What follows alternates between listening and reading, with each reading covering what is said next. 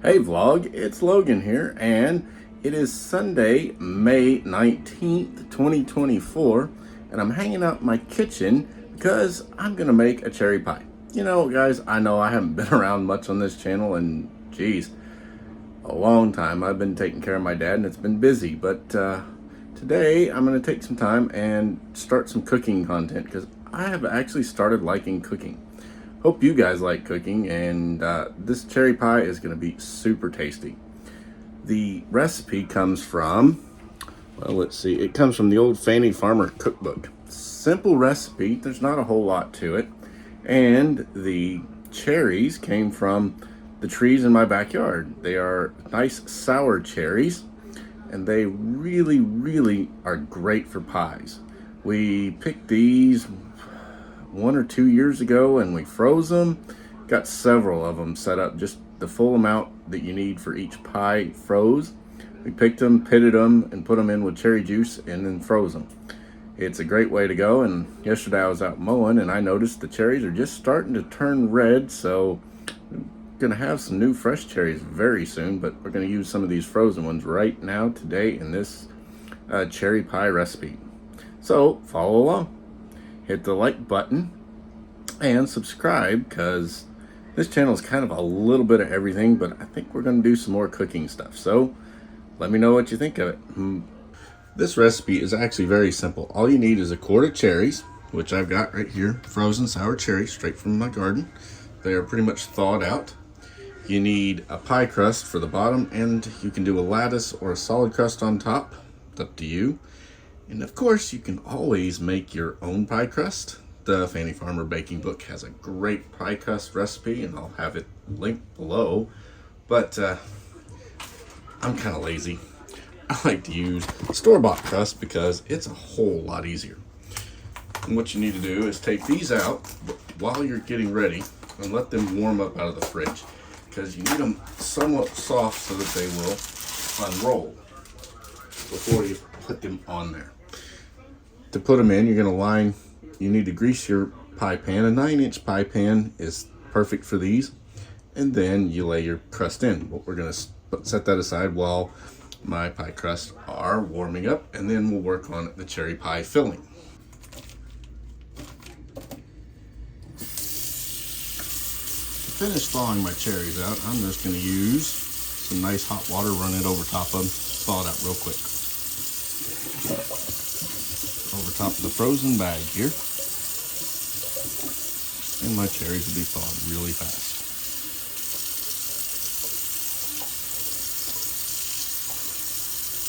Now, make sure when you pick your cherries and you use pitted cherries, you don't want somebody to bite into a pit, mainly yourself, because it's not really all that comfy. It'll hurt the teeth.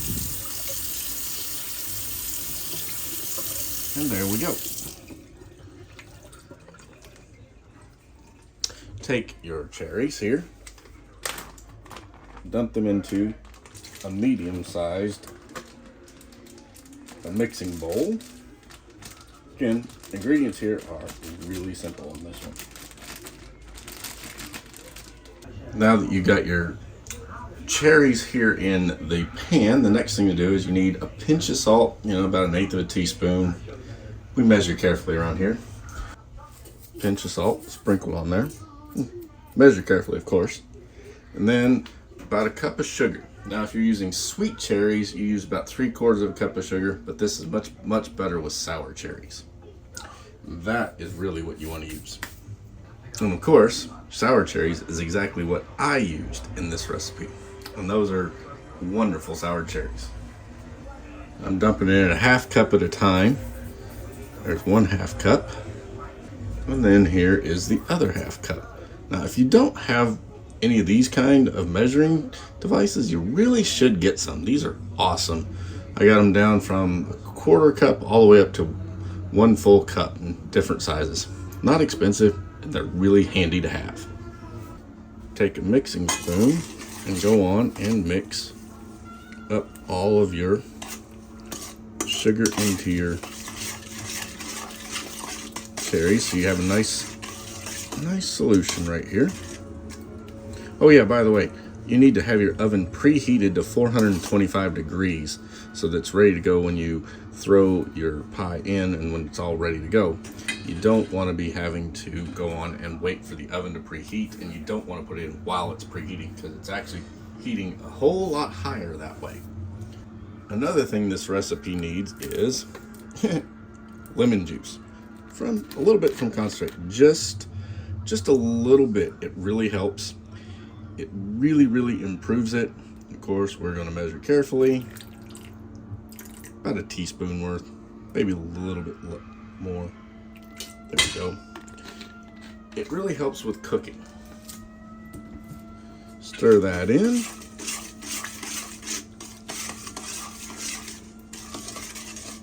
And then there's one last ingredient that you need. Flour. Nice little tablespoon of flour, just to kind of help thicken the mixture up. Does a great job that way.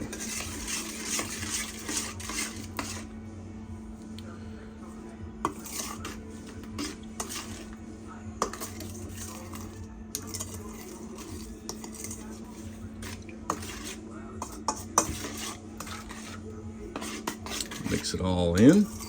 Of course, it still looks a little soupy, but once it cooks, it'll make it much thicker, and you will appreciate it at the end of the day.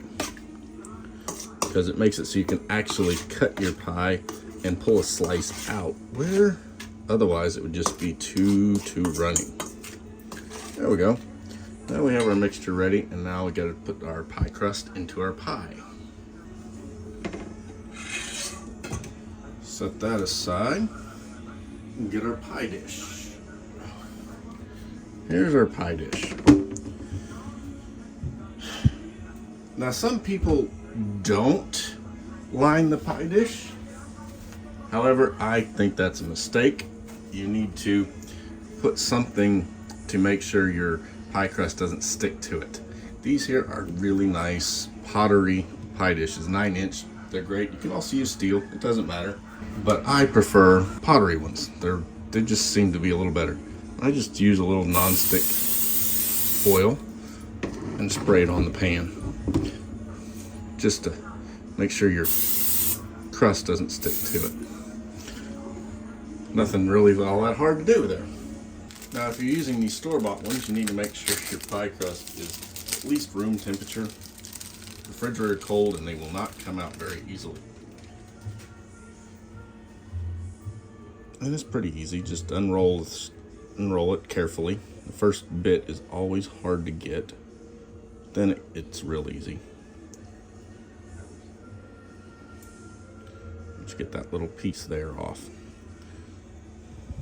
And the unroll pretty easy after that.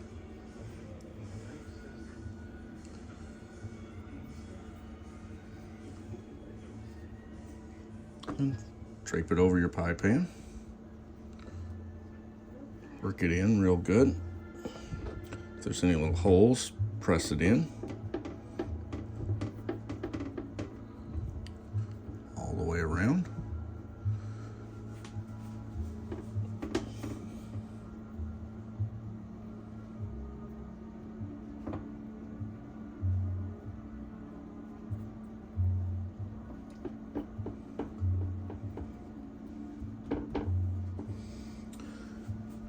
And it's that simple. Now pour in your mixture.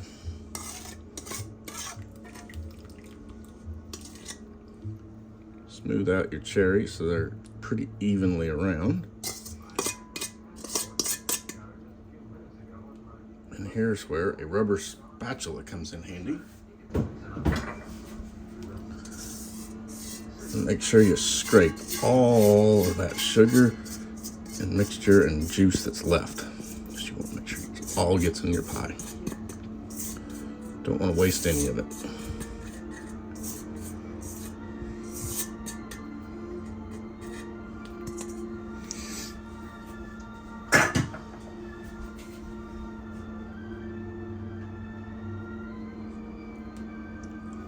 Of course, it's okay to lick the spoon once it's done.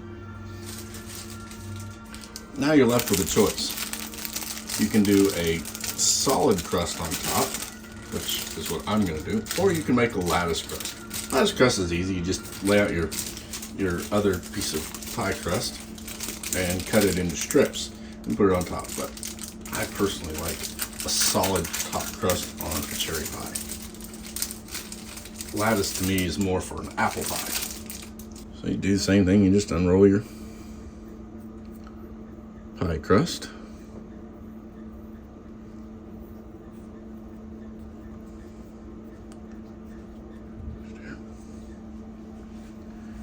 And carefully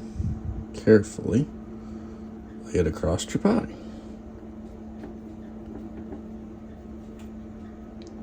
Make sure to pinch the edges good.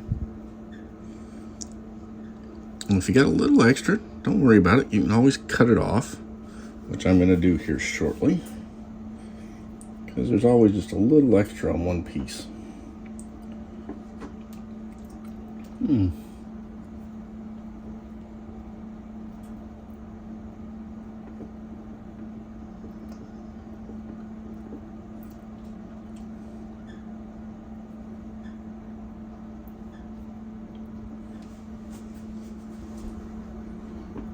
All that together, and then you'll see you get this one little piece right about here that needs to be trimmed.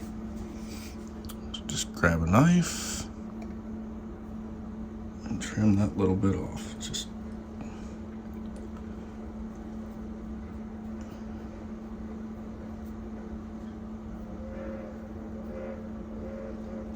and go back and pinch it down so that it's taken care of. Makes a real nice pie right there. And then there is one more trick. I'm going to show you how to make sure your crust comes out perfect.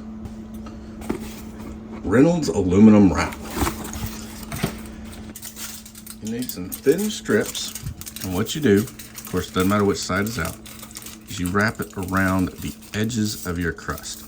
If you don't do that, your pie will cook slower than the crust. The crust will then be burnt, and you don't want that. So this slows down cooking of the crust, the edges, so they don't get burnt, and you have a nice, evenly cooked crust all the way around with no burn spots.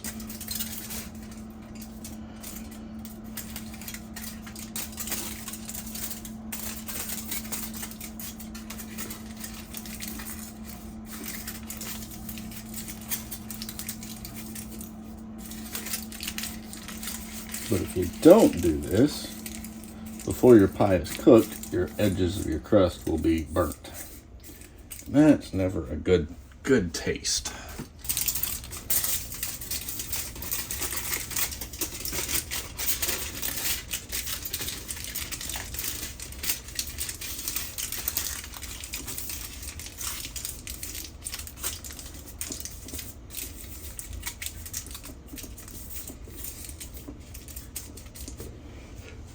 Just took 3 pieces to get around that pie. Now we have our oven preheated to 425 degrees, and we throw this pie in there. Now that we have it in the oven, we just set a timer for 45 minutes and let it cook straight at 425 the whole time.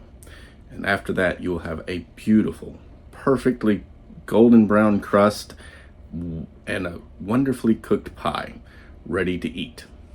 Now for a last little trick, when you want to cool it, make sure you have a cookie rack, where you cool cookies. Pull your pie out of the oven and put it on there. Now let's go on and pull that pie out. It's actually took 55 minutes to get this one done at 425. So let's go on and pull him out of the oven and see what it looks like. Look at that, nice and golden brown. And watch this. Look at crust matches all the way around, even on the very edges, and that is what the aluminum foil is for. Be careful taking it off because you get hot, but look at that. If you don't do this, your pie won't be cooked. If you don't put this aluminum foil around, the edges of your pie will be either A, very burnt, or B, they just simply won't be cooked. And then once this cools a bit, you gotta let it cool. Once it's cooled down a little bit, what I'm going to do is cut it, and I'll show you a lovely slice of pie. Now you did notice that my top crust on this one actually split right down almost down the middle. It wasn't cut there, but it did split. That'd be a steam problem. But here we go. Nice little pie. And now it's time to cut the pie. And I'm just gonna follow this crack right here. Cut right into it. And then serve out the first slice. The first slice is always the hardest one to cut out.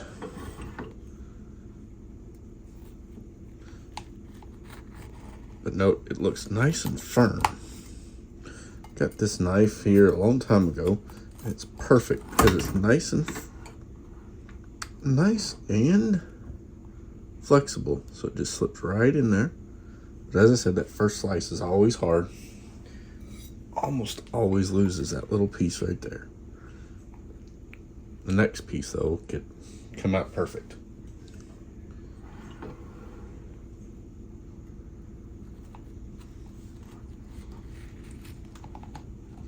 Flour makes it nice and makes it thick instead of really running. Note it's still a little bit runny, but not too bad.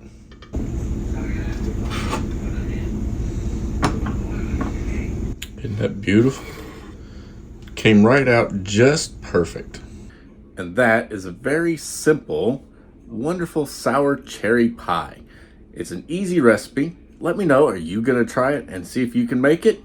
It's not very hard, guys. It's super simple to make. Just drop me your thoughts down in the comments below, and I'll see you in the next video.